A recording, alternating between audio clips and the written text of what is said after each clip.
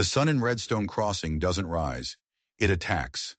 And on this day, its target was a woman tied to a hitching post, right in the center of the dusty, forgotten town square.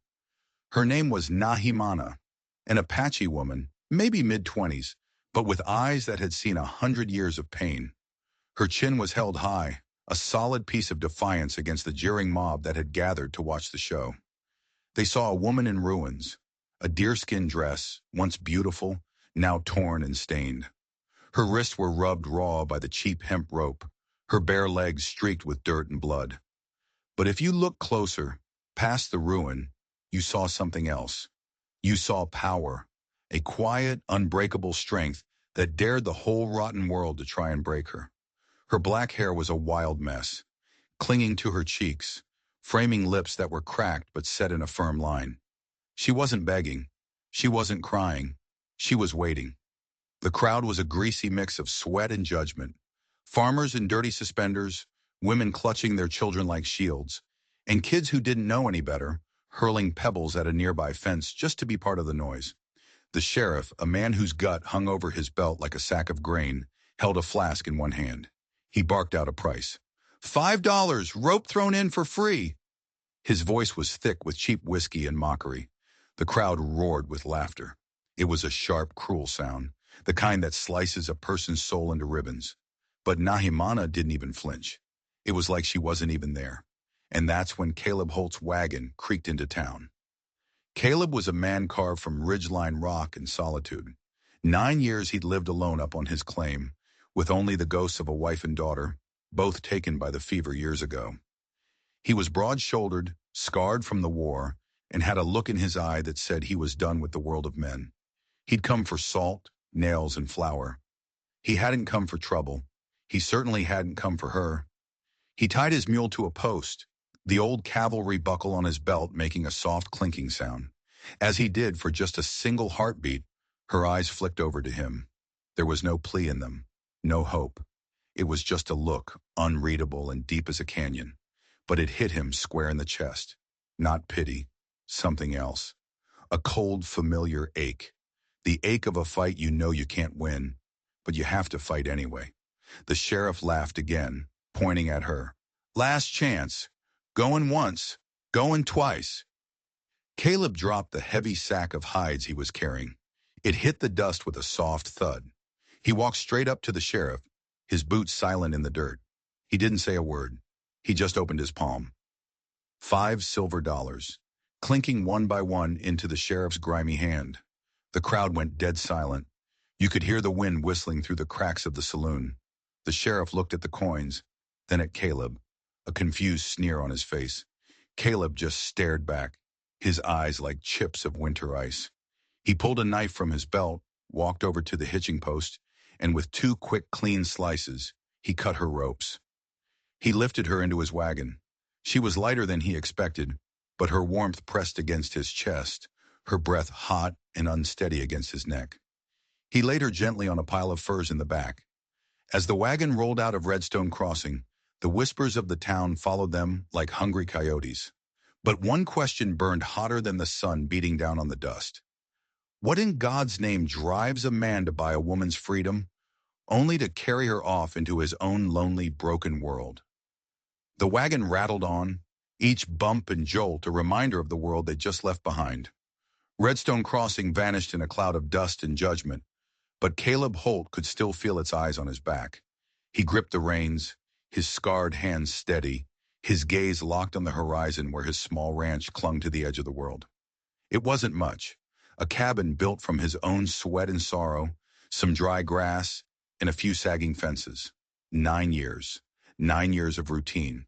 Cattle, tools, and the quiet, screaming ghosts of his wife and daughter. In the back of the wagon, Nahimana was curled up on the furs. She hadn't moved, hadn't made a sound. Her torn dress had slipped, revealing the smooth, sun-darkened curve of her shoulder. Her chest rose and fell in shallow, uneven breaths. Caleb glanced back for a second, his jaw tight, then snapped his eyes back to the trail. He hadn't bought her to own her. He'd bought her to free her. But out here in the middle of nowhere, what did freedom even mean? He pulled up to the cabin as the sun began to bleed across the sky. He carried her inside. Again, he felt that surprising warmth, her body solid and real against his. Her breath smelled faintly of sage and dust. He laid her down on a pile of furs by the cold stone hearth and draped a thick wool blanket over her. He was careful, making sure his hands didn't linger. Her eyes fluttered open. They were dark, guarded, and full of a pain he recognized. She clutched the blanket to her chest as if she was expecting a blow to fall any second. Caleb didn't know what to say, so he said nothing. He just sat in his worn-out wooden chair on the other side of the room, the silence stretching between them. He stoked the fire, and its crackle was the only sound for a long, long time. He didn't know her name. He didn't know her story, but he knew silence. He knew the weight of it. She carried it just like he did. The next few days passed in that same heavy quiet. Caleb woke at dawn, moving through the chores that had become his life, mending fences, tending to his small herd of longhorns. His body moved on instinct, habits forged in war and hardened by loss. Nahimana began to stir. Her strength returned slowly, like a cautious animal peeking out of its burrow after a storm. She still didn't speak, but her eyes followed him, wary, measuring. Then she started to move through the cabin, not as a guest, but as someone carving out a small piece of existence. She gathered pine boughs and swept the dusty floor. Her movements were slow, deliberate. Caleb was outside, splitting wood, when he saw her. The low neckline of her tattered dress shifted as she worked, revealing the soft arc of her collarbone. A single bead of sweat traced a path down her skin before vanishing into the fabric. He felt a sudden jolt, a quickening in his pulse. He turned away sharply, burying his axe into a log. He was respecting a boundary she hadn't even drawn. A few mornings later, she was outside by the water barrel.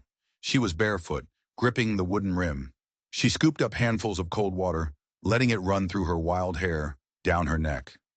A single drop caught the morning sun, a tiny diamond sliding down the valley between her breasts.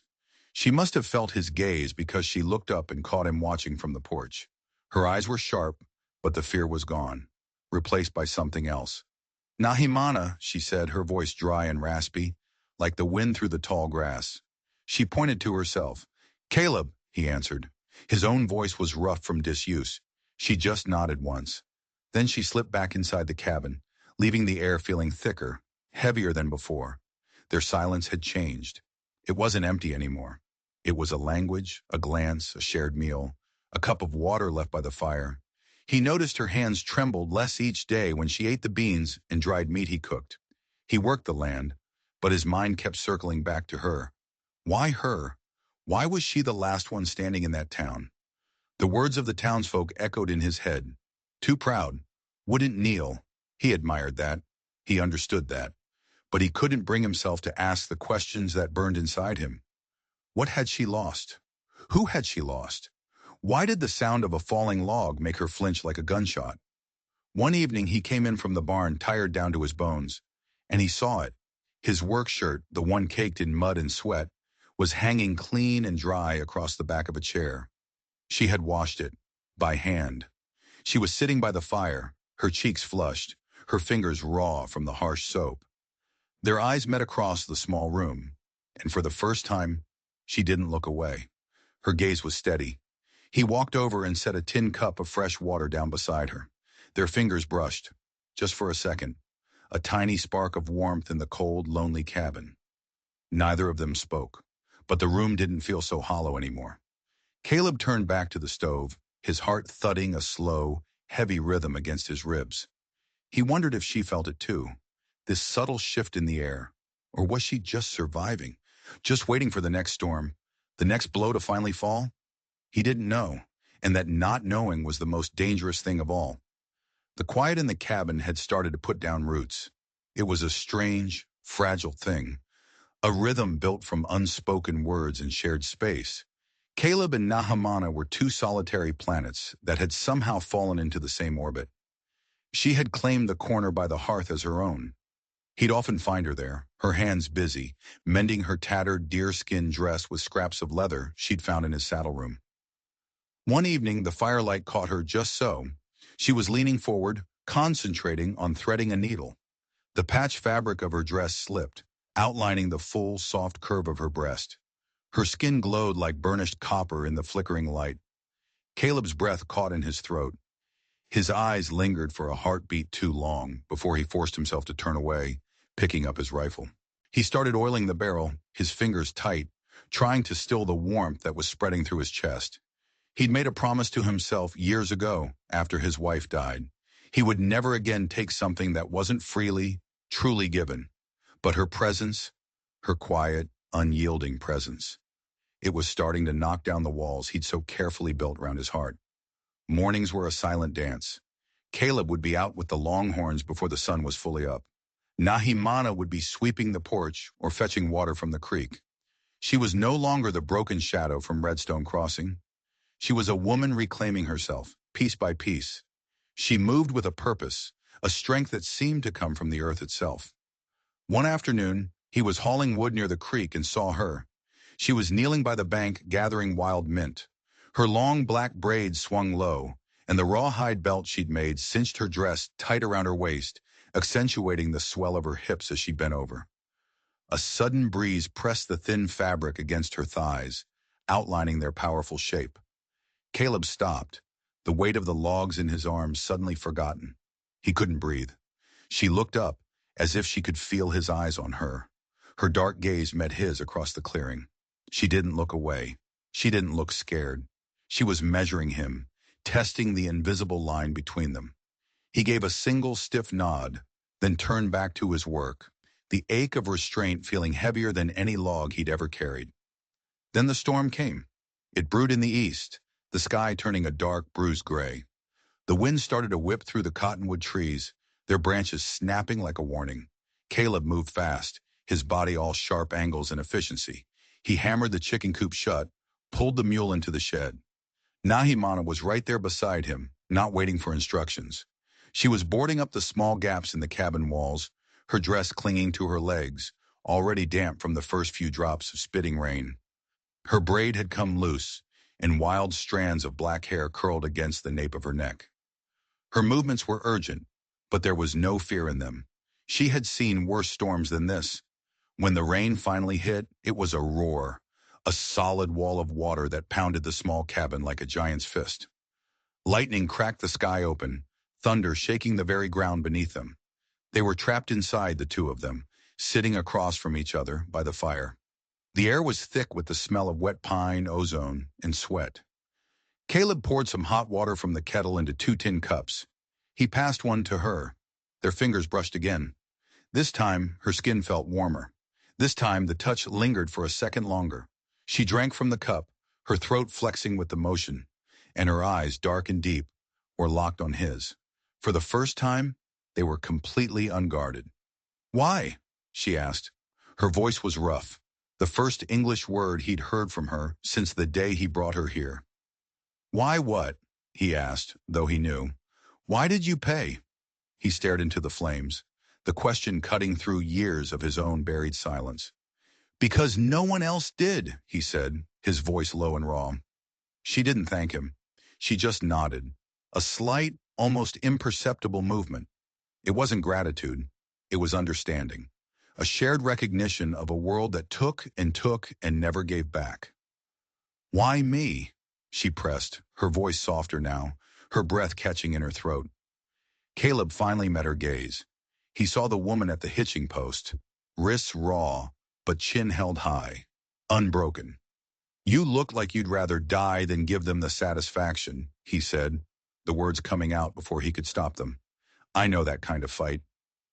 The air between them crackled with something more powerful than the storm outside.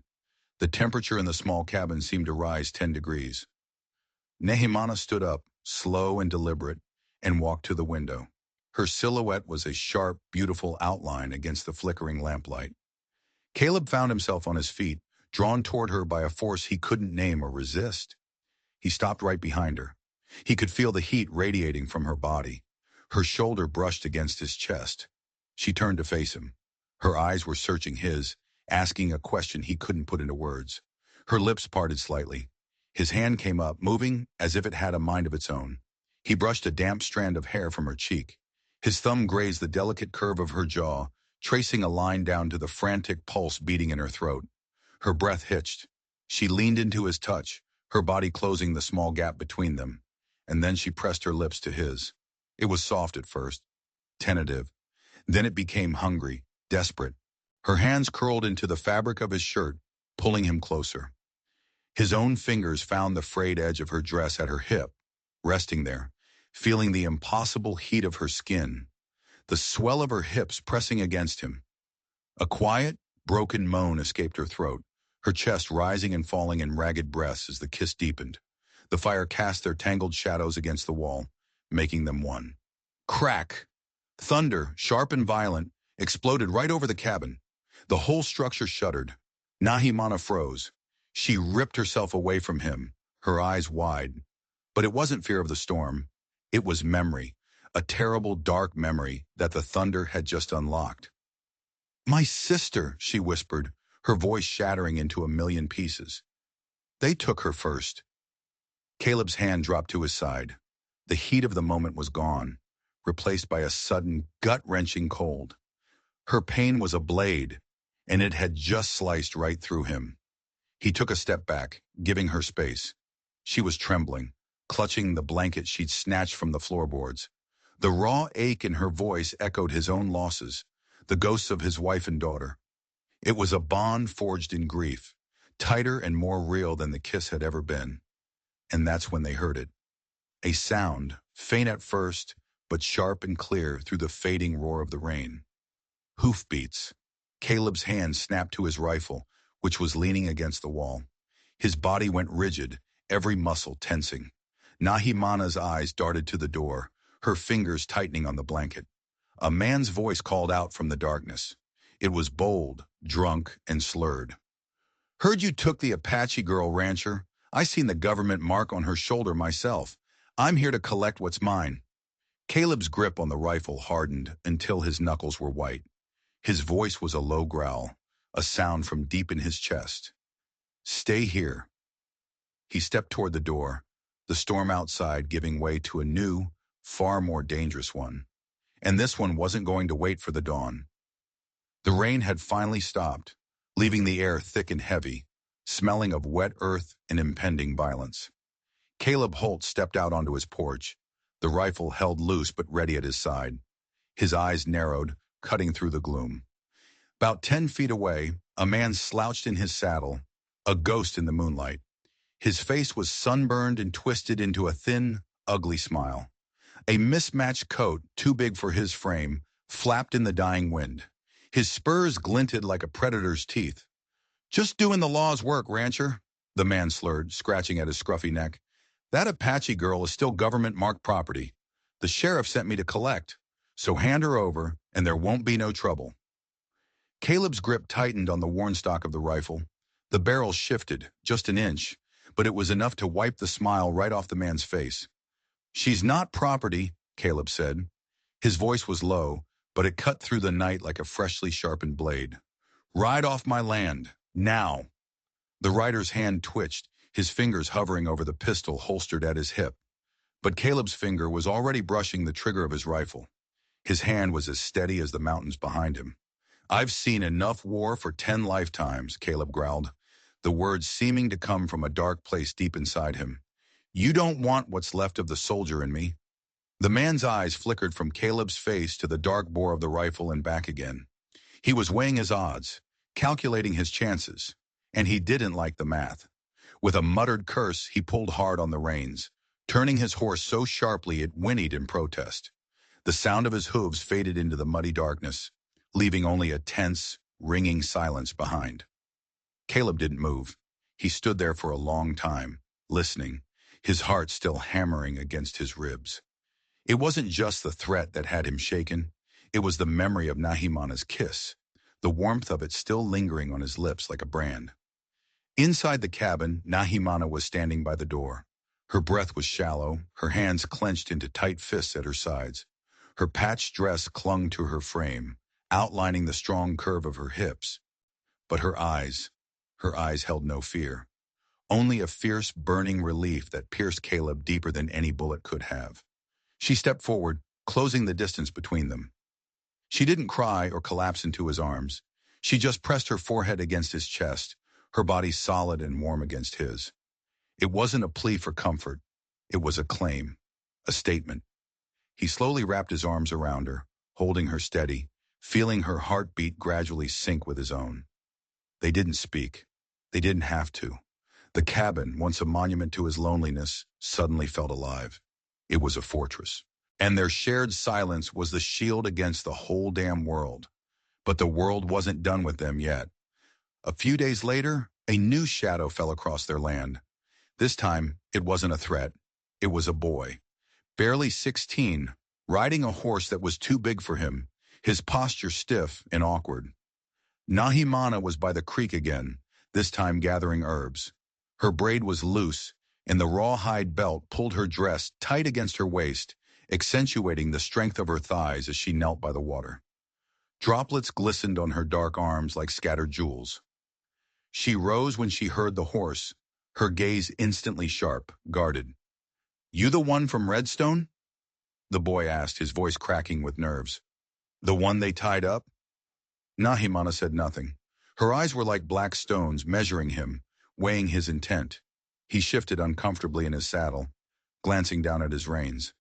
"I heard you didn't beg," he mumbled. I thought that was brave." He looked up, his eyes pleading.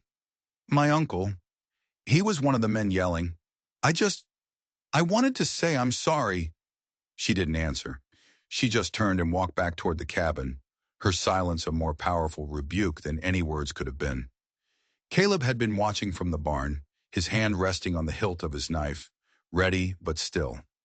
Later that evening, Nahimana finally spoke of it. Her voice was steady, even. "He didn't threaten me. He just watched." Then he apologized. Caleb leaned against the porch rail, staring at the hoof prints the boy's horse had left in the dirt. A cold anger simmered in his gut. "They're testing us," he muttered, his jaw tight. "They're waiting for me to flinch, to show a weakness." Nahimana came to stand beside him. She put her hand on his arm, her touch brief but deliberate. A current of strength passed between them. "You didn't," she said, and for the first time, he saw a spark of something that looked like pride in her dark eyes. "And you won't." The touch, the words, they grounded him. He made a decision. They couldn't hide forever. Hiding was a different kind of cage. The very next day, they rode into Redstone Crossing together. Nahimana sat tall beside him on the wagon seat. She wore the same patched dress, but she had tied it with the rawhide belt and had woven a single hawk's feather into her braid. Her shoulders, bare and brown, were thrown back with a defiant pride. Caleb wore his dusty coat, his old Union Army buckle glinting in the harsh sunlight. The town went silent as they passed. People stopped in the street, their faces a mixture of shock and contempt. Whispers followed them like smoke from a dying fire. He pulled up in front of the general store. He got down, then helped her down, his hand holding hers for a moment longer than necessary. He walked inside, Nahimana right behind him, her head held high. He bought flour, salt, and coffee, handing over his coins with a steady hand, ignoring the storekeeper's hateful glare. Nahimana stood by the door, unflinching, her presence a silent challenge to every person in that town. As they came back outside, the sheriff stepped out onto the porch of the jailhouse across the street.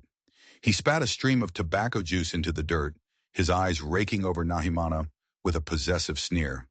"Well, well, look what the cat dragged back in," he sneered, a crooked, rotting smile twisting his face. "Thought you'd be long gone by now, Holt. She's still here, I see." Caleb stopped dead in the middle of the street. He turned slowly, his hand coming to rest on his belt, near the butt of his pistol. The murmuring crowd faded into the background. "And she stays," Caleb said, his voice flat and cold, but carrying across the square, cutting through the tension. Nahimana's gaze locked with the sheriff's. It was a silent war, fought in a single look, a challenge to the town, to its judgment, to its hate. For a long moment, nobody moved. Then the sheriff just grunted and turned, disappearing back into the shadows of his jail. Back at the ranch, a fragile peace settled over them. Nahimana started a small garden, a bean patch near the cabin. She worked the soil with her bare hands, pressing seeds into the cracked earth as if she were planting pieces of her own resilience. Caleb watched her from the fence line, a feeling stirring in his chest that was deeper than desire. It was respect, a profound, bone-deep respect for the woman who refused to be broken. That night they sat by the fire, the silence comfortable now, familiar. Her shoulder brushed against his, and she didn't pull away. It was a quiet promise, a step across the line they had so carefully drawn. But just as the tension was about to break, just as the promise was about to be fulfilled, a new sound shattered the calm. It wasn't one horse this time, it was many. Hoofbeats thundering fast coming from the direction of the ridge. Caleb was on his feet in an instant, grabbing his rifle. Nahimana's hand shot out, tightening on his arm, her eyes sharp with a primal instinct that saw the danger before he did. The night was dark, the trail alive with moving shadows. Whatever was coming, it wasn't one drunk bounty hunter, and it wasn't turning back. The thunder of hooves grew from a distant rumble to a ground-shaking roar. A storm of dust and shadows was descending from the ridge. Caleb stood on the porch, rifle held steady, a grim silhouette against the warm light of the cabin. Nahimana was right there at his side, no longer a victim, but a warrior. In her hand she gripped a long, sharp knife from the kitchen. 3 riders burst from the darkness, reining their horses in just beyond the edge of the porch light. It was men from Redstone Crossing, and leading them, his face flushed with whiskey and rage, was the sheriff. A tarnished silver star was pinned crookedly to his chest. "You can't keep her, Holt!" the sheriff bellowed, his voice sharp with a false authority. "She's marked property. Now you hand her over, or we'll burn this whole pathetic excuse for a ranch to the ground." Caleb's eyes narrowed to slits, his voice dropping to a low, dangerous calm. "You'll have to kill me first." Then something shifted. Nahimana stepped forward, moving just in front of Caleb, her chin held high. The firelight caught the hawk feather in her hair. She was the same woman from the hitching post, but now, the defiance wasn't just in her eyes. It was in her voice. "I stay," she said.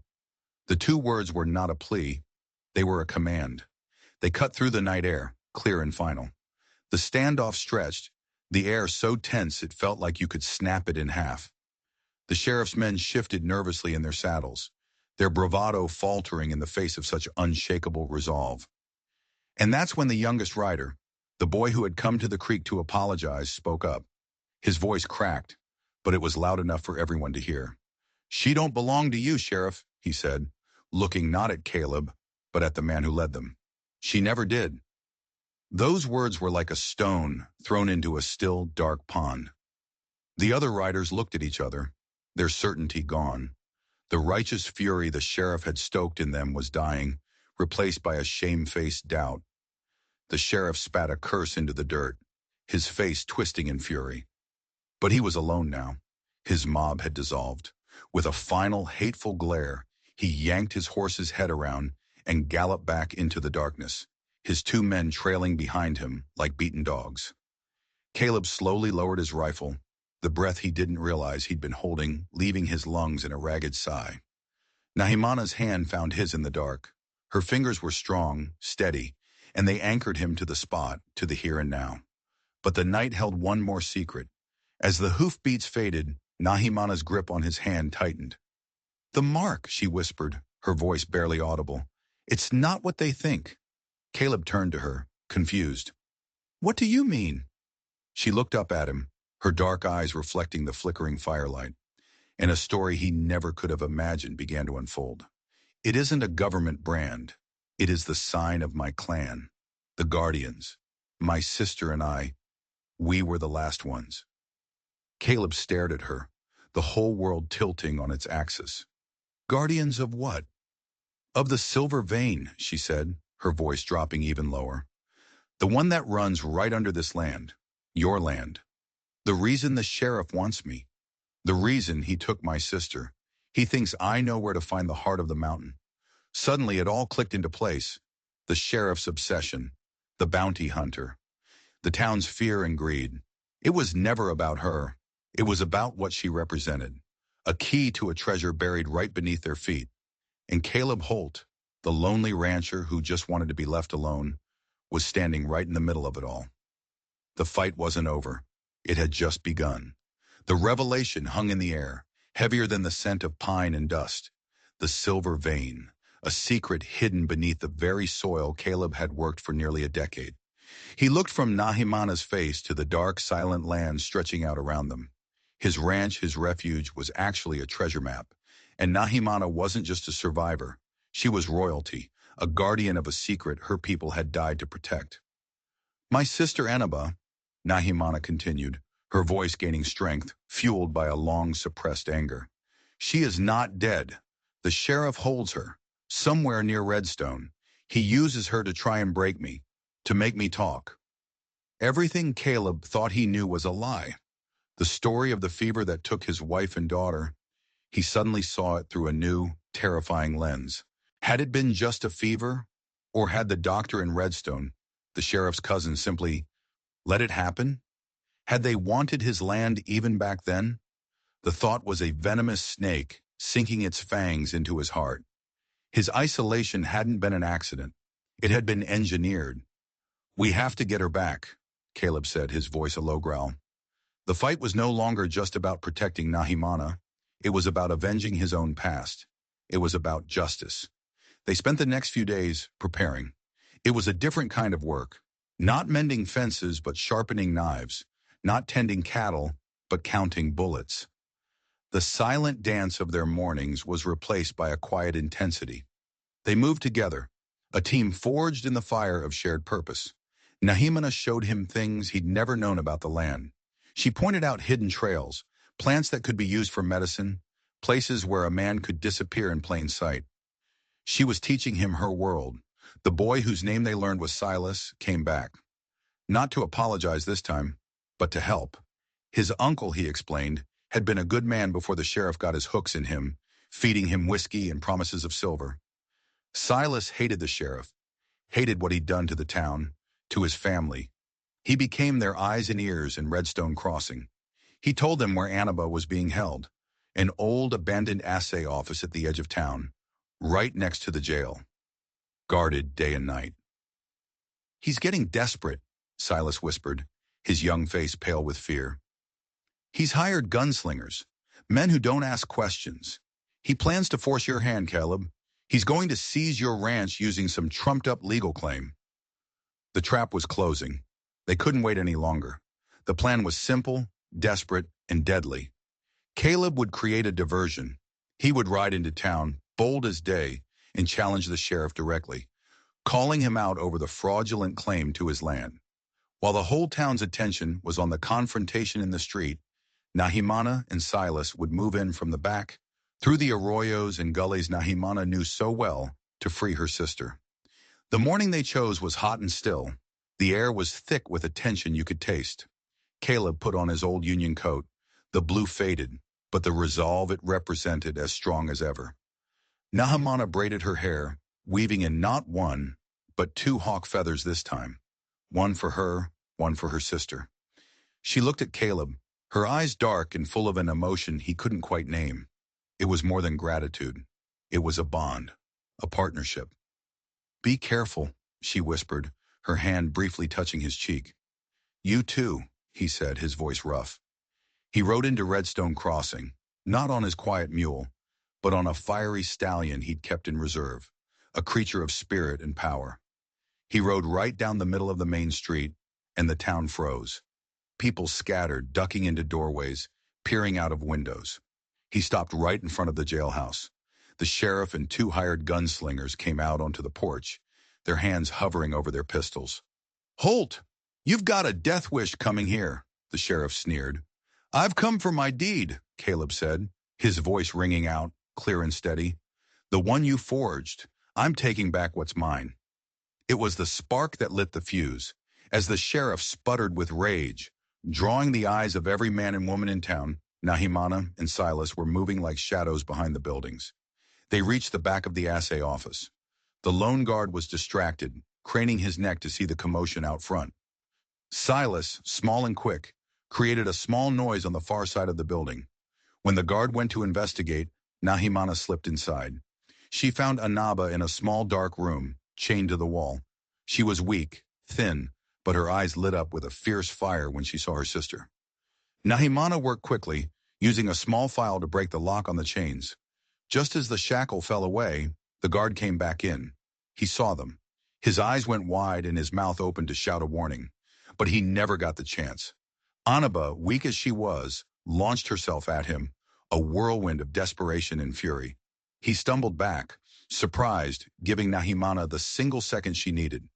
She brought the heavy iron bar she'd carried down on his head. He collapsed without a sound. Back in the street, the tension was about to snap. "You've got no claim, Holt," the sheriff roared. "Now get out of my town." "It's not your town," Caleb answered, his hand slowly drifting down to his own pistol. "And it's not your silver." The sheriff's face went white. The secret was out. His hired guns went for their weapons. But before they could clear leather, a shot rang out. Not from Caleb. It came from the rooftop of the general store. One of the gunslingers crumpled to the ground. Then another shot. The second gunslinger grabbed his shoulder, screaming in pain. It was Silas with an old hunting rifle, his face set with a grim determination he was too young to have. The sheriff, stunned and furious, drew his own pistol, aiming it squarely at Caleb's chest. Caleb drew at the same time. The world seemed to slow down. He saw the flash from the sheriff's barrel. He felt a searing, white-hot pain rip through his shoulder. He was knocked back in his saddle, but his own gun was already firing. His bullet struck the sheriff dead center in his tarnished silver star. The man's eyes went wide with surprise, and he fell backward, crashing through the flimsy railing of the porch. Silence. Then the doors of the assay office burst open.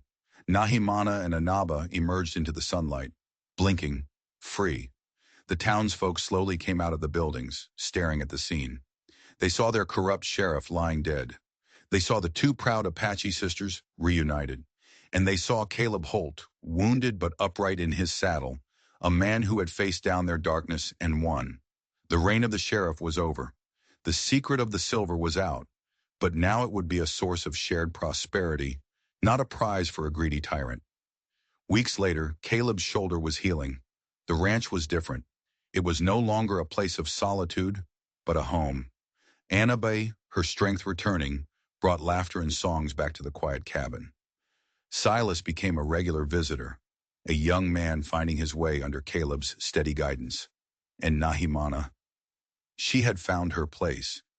The bean patch grew tall and strong, its green shoots a defiant promise rising from the cracked earth. The hens clucked and laid eggs. The cabin was alive, filled with the rhythm of lives that had been broken and were now healing together. They never spoke of marriage, never needed vows or papers to sanctify what they had.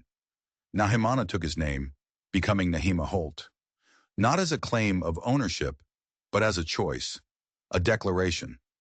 She had not only survived the town and her grief, but she had triumphed.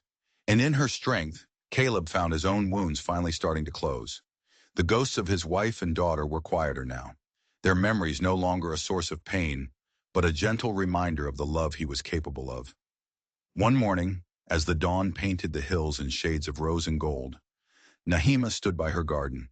Her braid was loose, the hawk feathers catching the first rays of light. Caleb came to stand beside her. He put his hand over hers, their fingers lacing together over the rich, dark soil they had both fought for. The horizon stretched out before them, wide and full of promise, a new road unfolding. It wasn't a road without scars, but it was a road they would walk together. They had built something that neither of them had ever expected to find. A home, made not just from wood and earth, but from trust, respect, and a love that had bloomed in the most desolate of places. If their story of courage and finding a home in the most unlikely of places has moved you, do us a favor. Hit that like button and subscribe so you don't miss another tale that proves the human spirit can never truly be broken. Tell us in the comments where you're listening from and what you think makes a person truly free.